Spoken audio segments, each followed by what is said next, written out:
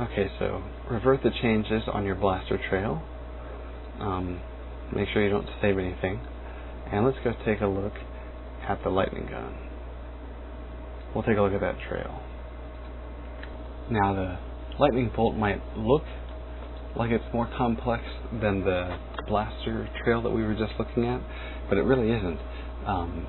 Again, it only has one segment, and there are only a few changes in the properties that make it look so cool compared to sort of the mundane line that was the blaster trail. Alright, so I'm using a time scale of 0.1 to kind of slow things down so we can take a look, get a better look at this lightning bolt.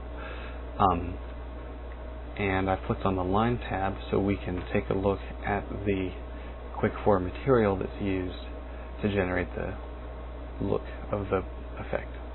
Now if you uncheck Live Forever and uncheck Tile Material, you'll get something that looks a little bit more like the blaster trail that we were looking at before, because now we see that the effect comes on and then comes off, comes on and comes off.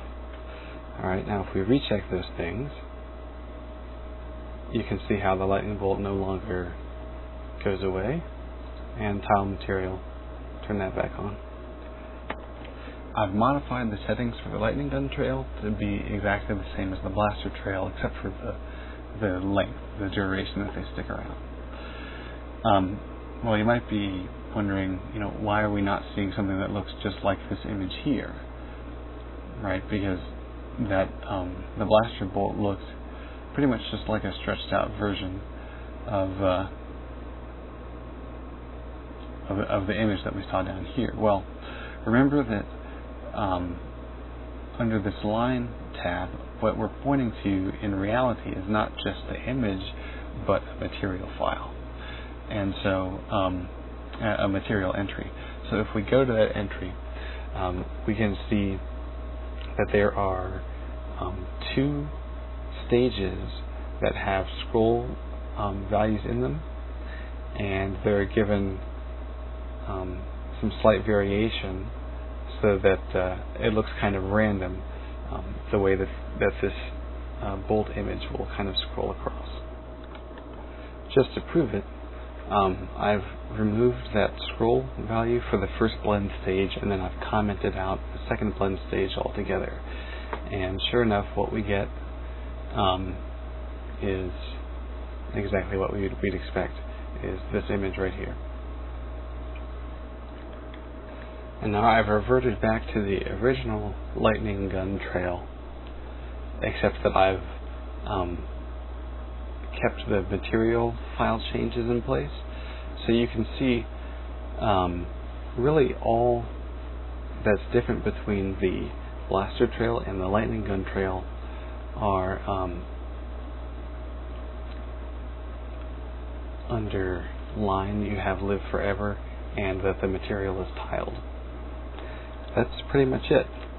And in this case, it's really the material file that's doing all the cool work, giving you that really neat sort of wavy bolt effect. So in case you made those material changes with me, go ahead and change those back and revert back to your original lightning trail. Okay, so the next thing we're going to look at is effects, booms, energy. And this entire effect is just made up of two oriented sprites. That's it. So you might be asking, well, what does that mean? What's the difference between a regular sprite and one that's oriented? Well, that would have to do with which way you face it. As you can see here, I can see it.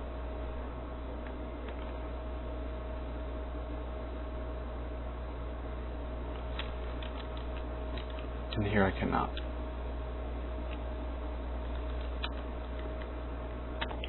In other words, an oriented sprite is one that is only visible depending on the player's orientation in relation to it. Now, this is also a good opportunity to show off a little bit about the motion tab. Now you can't really tell because right now the forward unit is 0.1. If I change that to 3, watch what happens.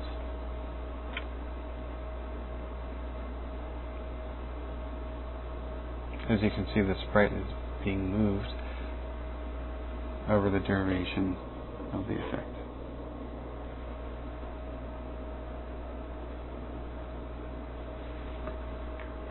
Alright, so now let's take a look at effects MP item respawn. This effect has 5 sprite segments and 1 sound segment. So when I focus the Quake 4 window, you can hear that it indeed does have a sound that gets fired every single time the effect fires. So let's go through the properties one by one, starting off with the sound. It only has 1 property window, and that's where you can set the start time, the sound, and this refers to the sound shader, and you can also set the volume and the frequency shift. Alright, so I'm going to hide the sound segment so that now when I go back to Quake 4 I won't hear the sound. Let's go to the motes.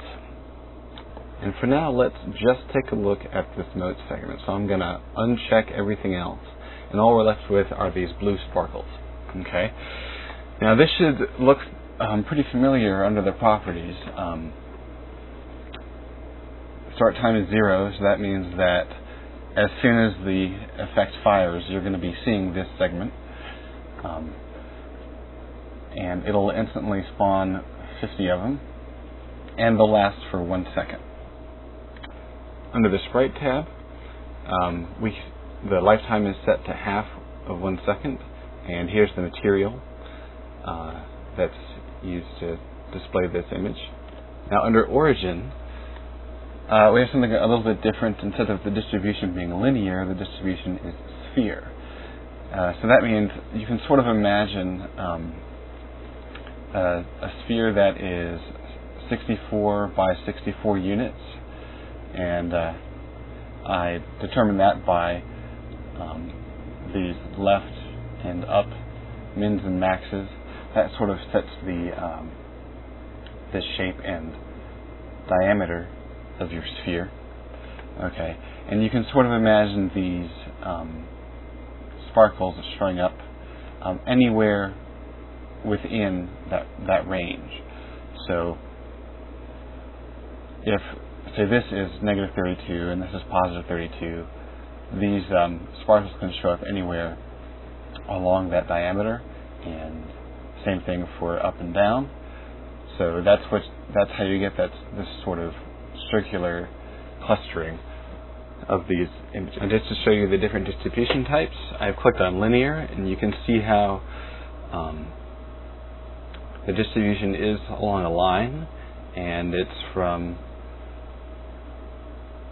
negative 32 to positive 32, both in the left and up directions. If I were to click on cone, you can see how it sort of looks like a cone. It's kind of hard to tell since we have a little bit of motion going on. If I click on box, here's your box. So yeah, you can sort of play around with these different distribution types and kind of get a feel for how they would look. So let me set this back to sphere.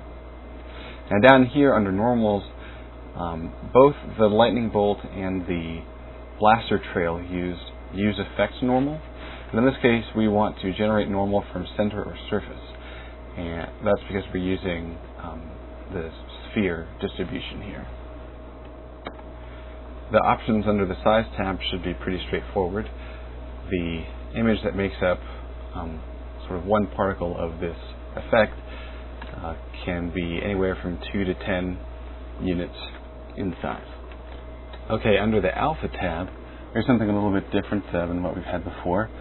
In this case, the start range is from 0.5 to 0.9, so it can be almost fully opaque or almost halfway transparent, and it will fade off to 0, meaning completely see-through, so much so that you can't see it anymore by the end of its duration. And there's also a checkbox here, blend alpha and color. Now watch what happens if I remove this checkbox. You can sort of see how they're no longer translucent. Okay, the last tab to take a look at is the motion tab, but to make things a bit easier to see, so we can really examine the motion, I've gone to the emitter tab and changed the count to 1. And I've gone to the origin tab and I have changed the origin values to 0. That way we can just focus on the motion of one item that always spawns in the same place. Now I've changed the left units to 50, so you can really get a good idea of how this sprite moves along that left axis. Okay, well, in addition to linear velocity settings, this sprite also has acceleration. In this case, it's the pull of gravity, which pulls the sprite downward. Now, the range that's given here basically affects how strong that pull of gravity is on the sprite. So, to sort of get a good example, right now these are pretty low values, and so the sprite drops at a pretty slow rate. But if I, for example, lock the gravity setting, and then I'm going to change this to 0.1. Actually, let's go a little higher. We'll go with 0.5. See how much faster the sprite drops? Okay, let's hide the moat sprite, and let's view the star 2 segment. Okay, I've changed the count down to 1 so that we can get a really good idea of all of the motion and changes that this sprite, like one individual component of this sprite segment, is going through. Now, the first thing I want to look at is the origin tab. All of these sprites originate in the same spot. Under the Sprite tab, we have our material, and we can see that the lifetime of the sprite is 0.4 seconds. Now, under the Size tab, we have a range for the width, but the height is kept at a constant value. And so if we go back and take a look at our Sprite tab again, we can see that this is this particular material actually should look more like a ball, but given the size constraints, it's being squashed down to 2 units in height. Okay, the next thing to look at is the Alpha tab, and here we can see that each sprite will start fully opaque and then fade out to full transparency over its lifetime. Now, if we glance at the Motion tab, we can see that everything here is zeroed out. That's because the motion of this sprite is handled by the Rotate tab. Okay, I've made a few changes so that we can really examine the Rotation tab here. Under Alpha, I've set the N to 1 so that the sprite doesn't fade out to full transparency. And I've gone into the Size, and I've increased the width so that we always have a fairly consistent size sprite to deal with. Okay, well, with these rotation settings, you can see that the sprite will start out and go through 1 clockwise revolution each time it's spawned. Now, setting these rotate options back to their defaults, I want to sort of explain what it means to have negative 360, positive 360 for both the start and end values. Alright, with these values, it basically means that any time the sprite is activated, it has the potential to spin in either the counterclockwise or clockwise directions, and its start and end rotation points can be anywhere. In other words, it could go through 1 whole revolution, 2 whole revolutions, because it's going from negative 360 to positive 360. or it could barely turn at all. Now here under envelope, you can see that the type is linear. That means that as soon as the sprite starts its motion, it will continue that exact motion and speed until it's done. However, if I change the envelope to something like mflicker1, we can see how now the rotation will change during the lifetime of the sprite. And in this case, the flicker graph sort of makes the sprite wiggle its rotation.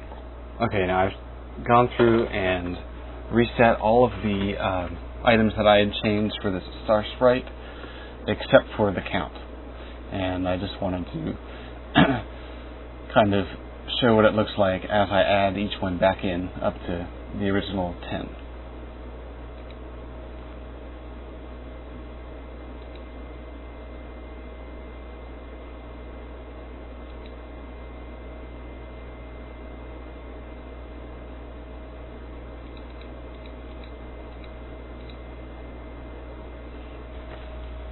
And there you have it.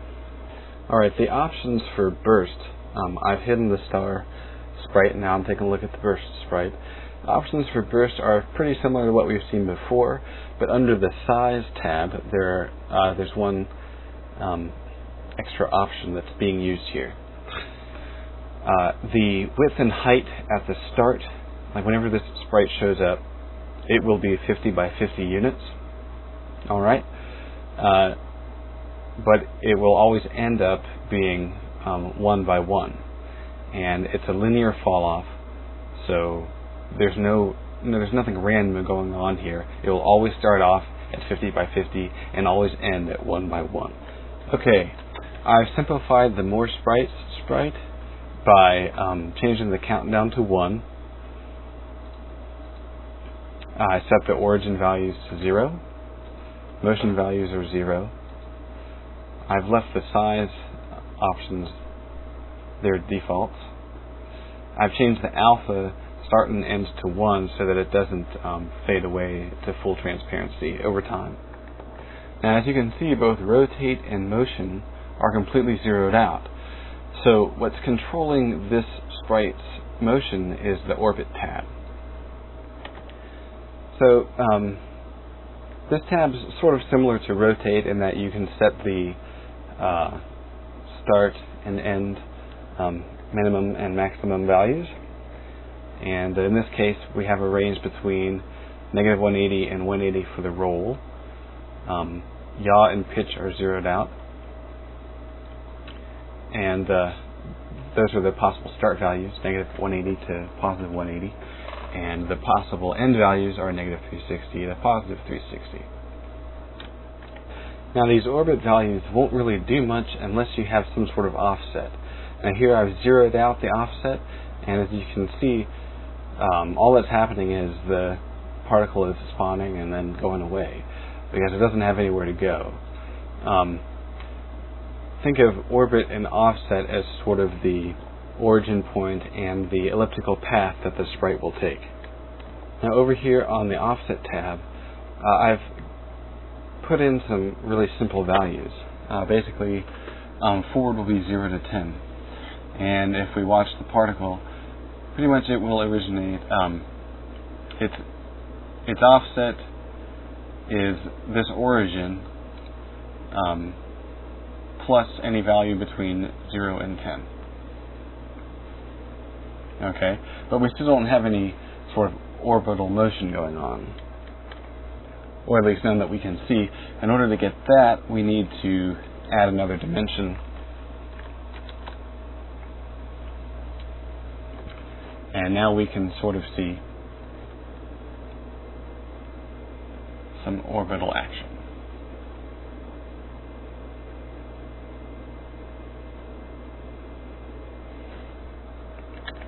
And so you can see as you change the values for your offset, it restricts the area in which your sprite can orbit.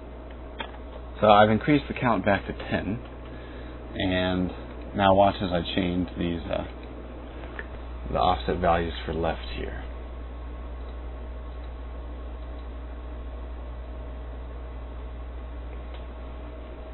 Hopefully that sort of gives you a better idea of what's going on. Okay, I have changed the count up to 10. So now we have 10 sprites showing up each time. And if I go back to offset, watch what happens as I increase this left value.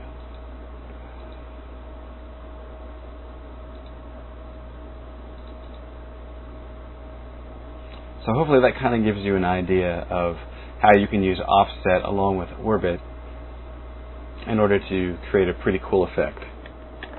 Now if I go through and I change all of these options back to 0, you can see with no offset, all of the particles spawn right at the origin.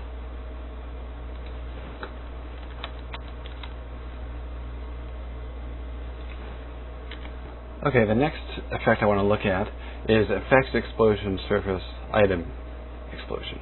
And if you don't see that in your list, you can open, click the open button, go to base effects explosion surface, and we want item exp.fx.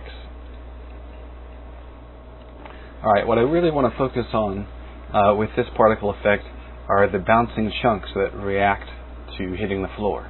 So I'm going to turn off everything else so we can just look at the chunks, and I'll let you look through these settings on your own.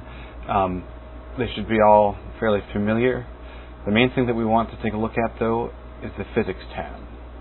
When you click on the physics tab, you'll notice that instead of none being selected, which has been the case for everything else we've looked at, there's something called bounce on impact with a factor of 0.4. Okay, this factor here is, think of it kind of like the bounciness. If you've ever done any entity editing, you can modify how bouncy movables are. So like if I set this to 0.1, all of a sudden they're not very bouncy anymore as soon as they hit the floor. But if I set this to like 0.8, you can see how they really bounce around. In fact, they bounce so much it's beyond the duration of the effect. Now, if you wanted to sort of extend how long these things will be bouncing around, and if you go over to the sprite tab, you can extend the lifetime. Now, if you take a look at some of the other segments in this effect, they have a duration of 1. So that means that if I, say, change the lifetime to 3, you'll see that the effect still spawns and lasts for only 1 second if I were to turn on, say, this smoke here. It's still firing once every second, but these pieces are sticking around longer and longer. Each piece will stick around for 3 seconds. So the lifetime of the chunks is now 2 seconds beyond the duration of the actual effect. Alright, so now let's take a look at the debris type. Open up the base effects vehicle GEV and then the impact FX. Next, uncheck everything except for the debris type and hop into Quake and go ahead and play it.